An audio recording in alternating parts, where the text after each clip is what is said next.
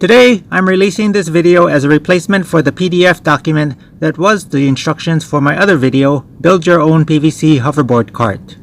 I feel the hoverboard cart was a simple enough project that you could probably build it with enough photos at the right angles. I'm hoping that I accomplished that with this video. Stay tuned!